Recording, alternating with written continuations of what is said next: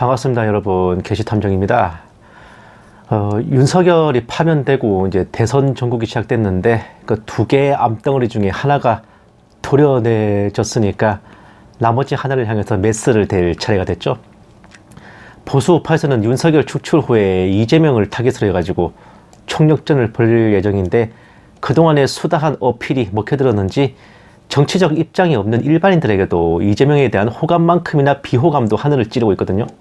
게다가 핑계 없는 무덤이 없고 아니땐 굴뚝에 연기가 안 난다고 보수 우파들의 그러한 선전이 먹혀들기 딱 좋도록 이재명의 인상이나 인성이나 이래저래 논란이 많고 전적이 화려해서 더더욱 개연성을 더해주고 있어요. 그런데 가만히 생각해보면 굉장히 묘한 게 대체 언제부터 이재명이라는 정치인이 그렇게 악마가 됐던 걸까? 그 사람에 대한 관심이 언제부터 그렇게 많았냐고.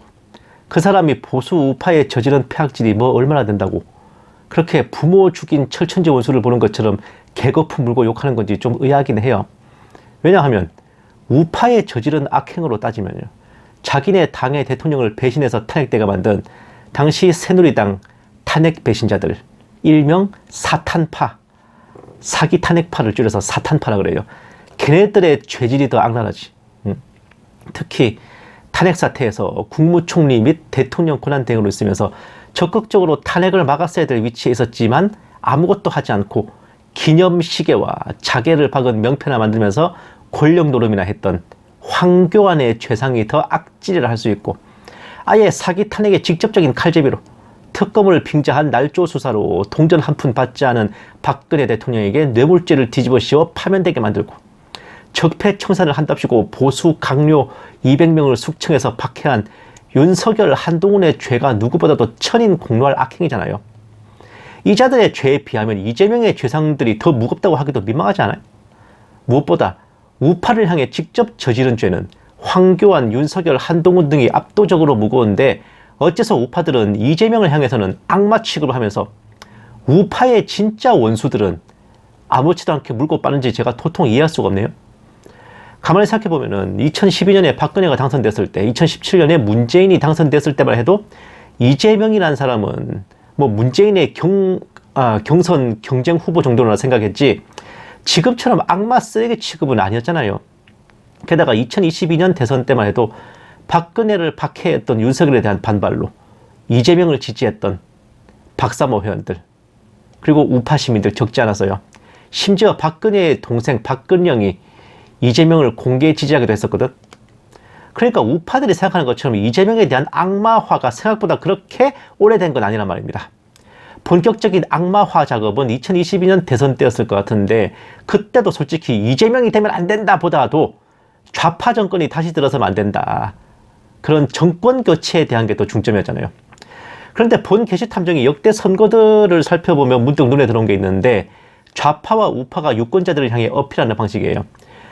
좌파들은 유권자들을 꼬시는데 저렇게 나를 찍어주면 잘해줄게 로 어필합니다. 좌파 후보가 당선됐을 때 유권자들에게 어떤 이익이 생길지를 적극적으로 홍보하는데 거기에 중점을 둬. 우파들은 유권자들을 협박하는 데 주력합니다. 좌파 후보가 당선되면 나라가 망하고 니네들이 죽으니까 그 꼴 보기 싫으면 날 찍어 라고 하죠. 그러니 우파 선거 캠프에서 대대로 내세우는 슬로건이 결국 이래요. 김대중이 들어서면 나라가 북한에 넘어간다. 노무현이 들어서면 나라가 북한에 넘어간다. 문재인이 들어서면 나라가 북한에 넘어간다. 이재명이 들어서면 나라가 중국에 넘어간다. 우파가 당선되었을 때 국민들에게 어떤 좋은 점이 있는지를 어필하기보다 좌파가 당선되면 나라가 망한다고 어필을 하죠. 보세요. 이재명의 돈 풀기 비판했는데 국민의힘 저소득층 한 명당 50만원씩 주겠다 약속. 국힘에서 기껏 아이디어를 낸다는 게 이재명이 25만원 준다 했으니까 우리는 50만원 주자라고 하는 거예요. 재밌네. 그런데 여러분, 대한민국 정부 수립 이래로 우리나라 현대사에서 가장 참담하고 슬픈 비극과 참사들은 죄다 어느 정권 치하에서 벌어졌어요.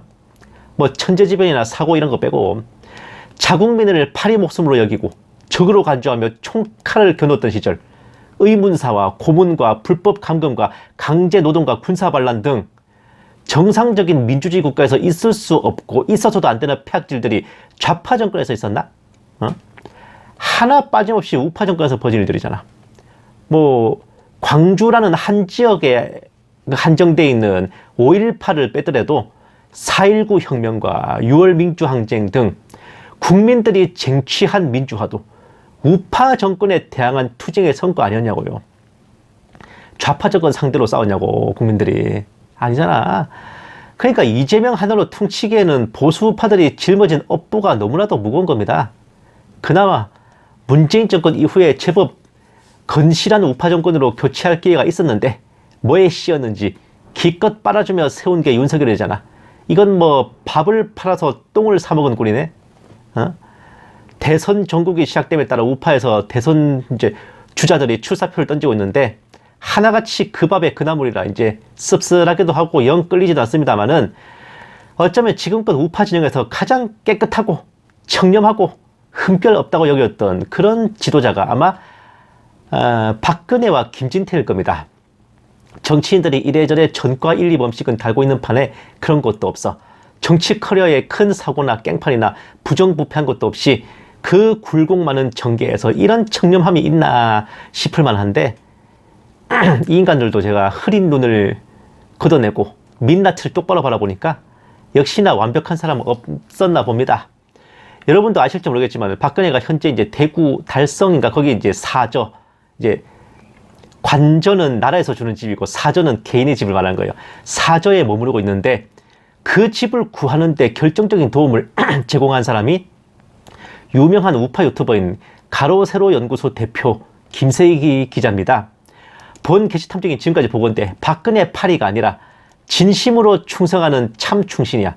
어떻게 저렇게까지 할 수 있나 싶을 만큼 인생을 박근혜를 위해 다 바친 사람이 김세희 대표인데 이분이 박근혜를 존경하고 충성하는 것과 별개로 이분을 통해서 박근혜라는 사람의 본색과 진면목을 제대로 알아챈 계기가 되기도 했어요. 보세요. 김세희 토지 보상으로 받은 21억 박근혜 사저 매입비로 빌려줘. 박근혜 전 대통령 벌금 추징금 등으로 자산 제로. 가세현이 25억 영끌 영혼까지 끌어모았다. 김세희 21억 강용석 3억 가세현 법인 명의로 1억 취득세는 유영하가 대신 납부.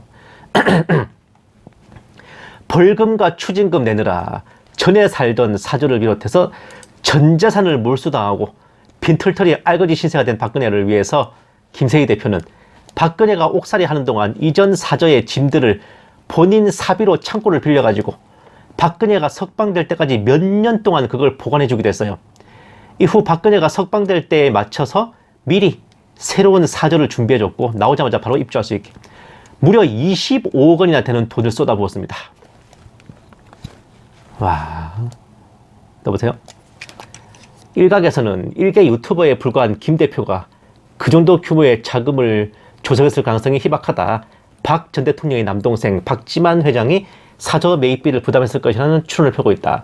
변희재가 이 말 했던 것 같은데 이와 관련해 김 대표는 사저 비용은 저와 강용석, 이때는 강용석이랑 손절하기 전이었어요. 저와 강용석이 사비를 털어 마련한 것이고 박지만 회장과는 무관하다. 토지 보상금으로 받은 돈으로 21억 원 마련했다. 많은 분들이 박근혜의 사저를 동생인 박지만이 마련했다고 생각하지만 김세희 대표가 가산을 탕진하다시피 해서 구한 집이에요. 또 보세요. 과천에 있던 땅이 LH공사에 강제 수용되면서 30억 원 보상. 그 돈으로 뮤지컬 박정희를 만들면서 생긴 빚을 청산하고 남은 돈이 21억. 근데 그거 다 주고 나니까 그 토지 보상금에 대한 소득세 5억 원을 내라고 연락받았다. 통장에 돈이 한 푼도 없어서 빌려야만 했다. 박근혜 대통령님 대구 달성 사저는 25억 원, 김세희 21억, 강용석 3억, 가로세로 연구소 1억 원. 과천에 있는 땅이 강제 수용되면서 30억 원. 법정 싸움을 시작하면 무조건 최소 50억을 보장받을 수 있었다. 하지만 사저 마련을 위해 과감하게 포기했다. 김세희 대표가 소유하고 있던 과천 토지의 보상비로 30억을 받았고 박정희 뮤지컬 만드느라 생긴 빚을 청산하고 남은 21억 원을 사저 구입에 내놨는데 좀 더 버텼으면 50억 원도 받을 수 있었던 것을 사저 구입을 위해 포기한 거예요. 더군다나 그 돈을 모조리 내놓고 토지 보상금 소득세 그걸 5억을 낼 돈이 없어가지고 주변에 빌려다가 내는 등 김세희 대표는 그야말로 살신성인을 했습니다. 박근혜가 옥살이 하는 동안 그 1, 2년 산 것도 아니잖아요. 거의 문재인 임기 전체를 옥살이 했잖아. 그 기간 동안 사비로 창고를 빌려가지고 짐을 보관해주고 뮤지컬 박정희 그리고 박근혜의 저서를 출간하면서 박근혜의 명예회복을 위해 힘써주고 그러면서 빚까지 지고 남은 재산인 땅을 팔아가지고 박근혜가 석방된 후에 살아갈 집을 해주고 그러고 또 빚지고 이 정도면 은인도 이런 은인이 없잖아요. 상식적으로 이 정도 신세를 지고 은혜를 입었으면 김세희 대표의 방송에 출연을 해가지고 좀 담소를 나누던가 사저에 초대해서 식사라도 대접하던가 하는 게 기본 중에 기본입니다. 그런데 박근혜는 단 한 가지도 하지 않았어요. 심지어 25억 원 사저 구입비 중에 김세희 대표에게 변제한 돈이 15억, 나머지 10억은 꿩 구워 먹은 소식이고 김세희 대표가 사저를 구해준 호의에 대해서도 쓸데없이 오지랖을 부린다는 식의 태도를 보이기도 했어요. 제발 이게 사실이 아니길 바랍니다. 게다가 무엇보다도 아스트랄한 거는 김세희 대표가 부친상 당했을 때 참석해서 조문하기는커녕 근조화환 하나조차 보내지 않았다는 거예요. 과거 탄핵 사태 때도 박근혜 자신의 명예회복을 위해 싸우다가 죽고 다치고 옥살이 한 분들에게 감사 인사 한 번, 위로의 말 한 번 한 적이 없더니만 세상 없을 은공을 베푼, 그것도 자기한테 뭐 덕본 것도 없는 사람인데 그 김세희 대표한테는 부친상에 화환 하나도 안 보냈다 그러니까 박근혜라는 인간에 대한 내가 실망감이 이만저만 아니야. 응? 헌법 수호 의지가 없다는 죄로 이 박근혜가 파면을 당했는데 이제 보니까 헌법 수호 의지만 없는 게 아니라 인간으로서 최소한의 도리를 지킬 의지조차도 없었던 모양이네요. 사람이야 저게? 나쁜 사람은 나쁜 짓을 해야만 나쁜 사람인 게 아니에요. 마땅히 해야 될 도리를 외면하고 하지 않는 것도 나쁜 거야. 자기한테 그렇게 은혜를 베푼 사람한테도 졌다고 하는데 저렇게 배은망덕한데 일반 국민들은 아주 개초스러워 보지 않겠어?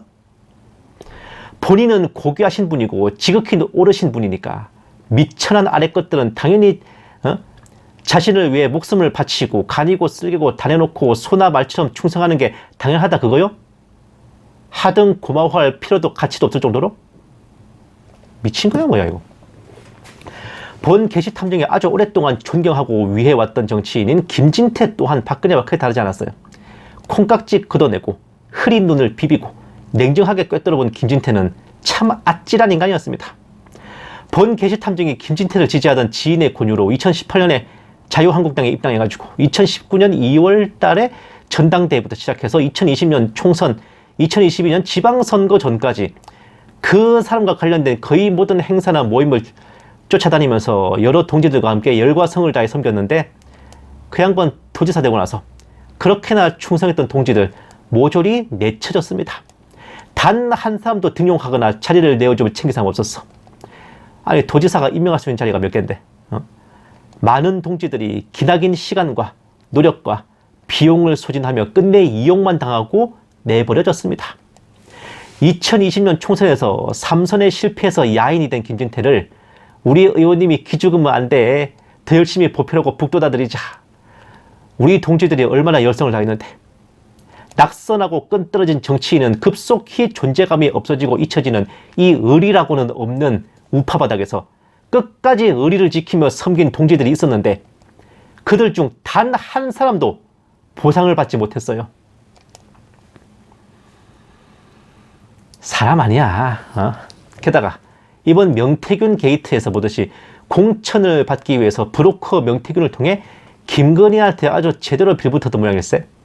김건희한테 잘 보려면 탬버린을 잘 쳐야지 양반아. 보세요. 명태균, 김진태 공천 밀어주고 지사 보좌역 알선 시도 정황. 김진태, 명태균 카톡에 김건희 여사님 수시로 등장. 아이고 명태균 씨한테 도청에 자리 한 자리 내주기로 거래도 하셨다고 해. 예. 자, 또 봅시다. 용산 사모님께 또 당선인 사모님께 당선인께 보내드렸습니다. 와우. 에라이씨. 대통령님 그리고 여사님께도 보내드렸습니다. 와우. 뭐 와우 아파트냐? 사모님, 여사님이 수시로 등장하는 이 김진태의 카톡입니다. 아, 낯짝 뜨겁다 진짜. 또 보세요. 명태균, 김진태 내가 살렸다. 김지사는 경선은 단식 농성을 통해 자력으로 얻은 것이란 입장. 하하하하. 컷오프 위기의 가교 정황. 무슨 말이냐? 윤 대통령 부부와 그 이준석 전 대표에게 김진태 지사를 축혀 세워준 걸로 해석되는데, 뭐 강원도지사 공천에서 컷오프 될 위기였던 김진태를 자기가 살렸다는 명태균. 근데 뭐 이건 그럴 수 있지. 어차피 뭐 정치인이 일단은 공천을 받아야 되니까 뭐 어떤 거래 같은 거 뭐 좀 독한 마음 먹고 할 수도 있어요. 근데 더 소름 돋는 건 이 다음입니다. 제가 이걸 보고 이거 사람 아니다 내가 확신이 들었어. 보세요. 김진태, 명태균에게 수시로 여론조사를 보내며 조언을 구해. 이게 공천을 받기 위한 브로커 역할만이 아니라 명태균에게서 실질적인 조언까지 받았는데, 그러니까 참모 보좌관 역할까지 해준 거야 명태균이 김진태한테. 근데 문제는 우리나라 경제계를 발칵 뒤집어 놨던 레고랜드 사태에 대한 김진태의 처신입니다. 자, 보세요. 레고랜드 때문에 논란이 잦아들지 않자 2022년 11월 6일 김 지사는 명 씨에게 레고랜드 발언과 관련한 대응에 대한 조언을 구하고, 어떤 사람은 가만히 있으라고 하고, 씨발 세월호냐, 어떤 사람은 강력 대응하라고 하는데 명 씨의 의견은 어떠냐. 이에 명 씨는 시간이 지나면 다 해결됩니다. 더 큰 사건들이 몰려와 덮어버립니다라는 의견을 건넸고, 김 지사는 그럼 좀만 기다려보죠. 뭐 옆에서 지원 사격 좀 시키고 당사자인 저는 좀 빠져있고 라고 대답했다. 쳐 돌았나 이 씨발 진짜. 이게 무슨 얘기냐면요, 아시다시피 전임 도지사가 해놨던 그 강원도 레고랜드, 거기에 2천억 원 가량의 채무가 남아있었는데 새로 취임한 김진태가 이 전임자의 업적을 지우겠답시고 그 2천억 원 못 갚겠다고 배째라 해버린 겁니다. 근데 문제는 그것이 지방자치단체에서 지급을 보장하는 지방채였어요. 지방채는 국공채와 대등한 신뢰가 있는 채권인데 도지사가 하루아침에 이거를 똥휴지로 만들어버렸네. 우리나라 지방채 전체에 대한 신뢰도가 나락으로 떨어진 거예요. 결국 투자시장이 개판나 버렸어.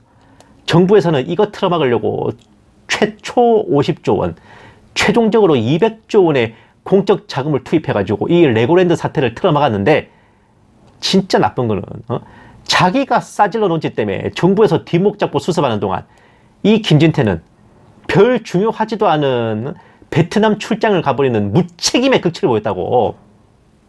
당사자인 저는 좀 빠져있고. 경제부총리가 씨발 니 똥 닦아주는 사람이냐? 그런데 명태균과의 카톡을 보니까 뭔 생각에서 그랬는지 제대로 보이네. 옆에서 지원 사격을 시키고 당사자인 본인은 쏙 빠져있고. 이게 제정신이 박힌 소입니까? 미친 거냐? 뭐 이런 놈의 새끼가 있어 진짜. 그러고 보니까 2023년에 강원도에 거대한 산불 났을 때도 수습은커녕 골프 치러 가버렸다며. 나중에 문제가 되니까 그때 휴가 신청했었다, 순 구락방으로 허위 해명도 했지. 갔던 휴가도 끊고 돌아와야 될 판이 뭐한 짓이야 이게. 김진태라는 사람 기본적인 개념이 참 의심스러워요. 가만 보면 박근혜나 김진태나 우파 지도자라는 인간들, 자신들이 지극히 고귀하고 옳으니 미천한 아래 것들은 당연히 자신들을 받들어 모셔야 되고, 자신들을 모시는 것만으로도 영광을 알아야지. 무슨 칭찬이나 보상을 원하냐. 뭐 그런 씨발 쥐약 처먹고 물 안 먹은 생각을 하는 모양인데, 이런 씨발년 놈들이 말이야, 우파에서 그나마 가장 청렴하고 깨끗하고 흠결 없는 새끼들이면은 이재명보다 나은 게 뭔데? 이재명보다 나은 게 뭐야. 국민 알기를 삥다리 핫바지로 알고 겉보리 껍데기로 아는 건 매 한 가지인데, 그것도 아주 깨끗하고 올바른 듯이 행세하면서 말이야. 저쪽에서 이재명이 후보로 나오면은 국민의힘 후보로 차라리 이분이 나을지도 몰라요. 어디 시의원 하시는 분인데 보세요. 새로운 대한민국 이재명은 합니다. 더불어민주당. 일하는 이재명, 이재명은 합니다. 국민의힘. 이재명과 맞설려면 이쪽도 이재명을 내보내서 맞서게 하는 게 오히려 국민들한테 먹혀들지 않겠어요? 거의 세기의 빅매치, 드림매치인데 말이야. 이재명 대 이재명. 아니, 농담을 하면 아니에요. 지금 구태 정치인들보다는 차라리 이런 초신성이 더 나을 수도 있어. 이러나 저러나 정치인들 본색 앞에 고생하는 국민들만 안타까울 따름인데, 최소한 국민들을 협박하는 정치인보다는 국민들 눈치를 보며 환심이라도 사려 애쓰는 정치인이 더 나을지도 몰라요. 어차피 둘 다 썩은 놈들이면 내 손에 뭐라도 쥐어주는 놈이 낫지. 아니, 내가 평생 우파였는데 왜 나로 하여금 자꾸 이렇게 만드냐고, 나를. 감사합니다. 게시탐정이었습니다.